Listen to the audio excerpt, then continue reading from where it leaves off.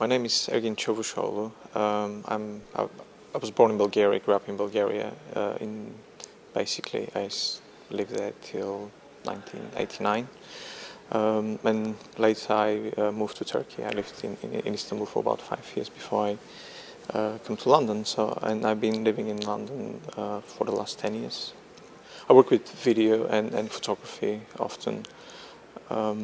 But it's a kind of a point which I arrived to after going through a very extensive education in very classical medium in the 80s in Bulgaria, then studying in a kind of Bauhaus-based institution in Istanbul before I studied in London. So it's just an accumulation, basically it's a process which I arrived through to making of these videos and films.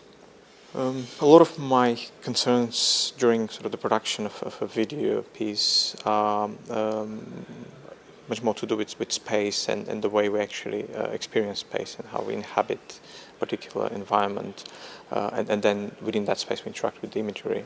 So often the videos are presented not as a single screen video installations, but multiple screens or kind of walk-through passageways, and they're often scattered around the viewer. A lot of my video works actually take place in urban environments, and it's a lot to do with border territories. So I call them border territories, which are defined by kind of notions of public and private in a wider sense. But for me, they also have kind of more personal point. As growing up in Bulgaria, actually during the communist regime, it was very evident, how you define the private and the public. Basically, the private didn't exist as such, so it was all kind of to do with to move around the public spaces. The Entanglement is, I can say it's a relatively recent piece, but I have been working on it for about 4 or 5 years. So it's an accumulation of footages which I edited later on.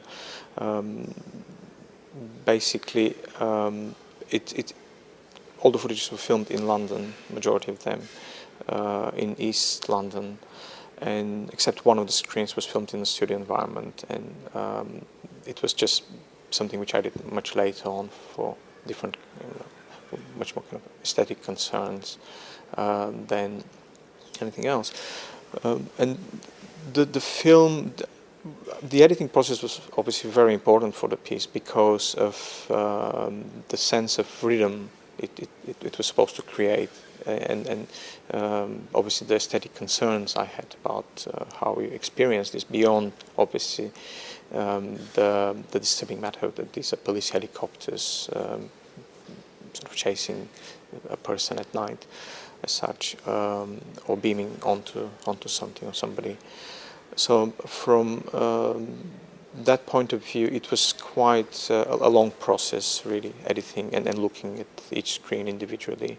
Also, the constellation and the way I wanted to present the piece was very...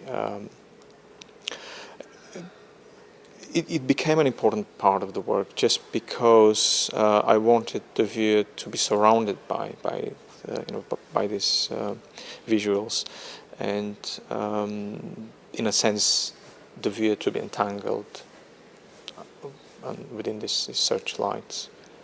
As I mentioned, I do come from very classical sort of background in fine arts, so I spent a long period in painting and drawing, specifically in mural and painting and working with architecture. So a lot of the video works actually inhabit architectural spaces, so they become part of the architecture. That's why I said that they're set to become part of experiences as opposed to being a movie screens which you can sit and view for a period of time, which also touches on the fact that a lot of my works are loops, so that they don't have a continuous kind of timeline, and often the story doesn't really evolve, so they're very abstracted as such from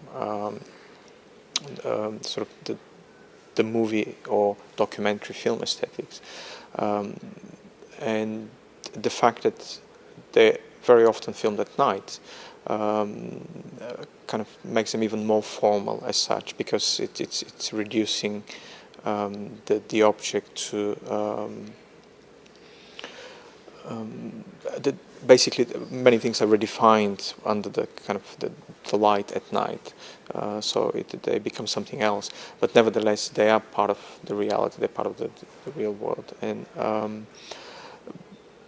it's, as with a lot of my works, I like to work with kind of with real material, and then finding the aesthetic or the within that real material, which is the point where it kind of starts becoming an art object or subject as such.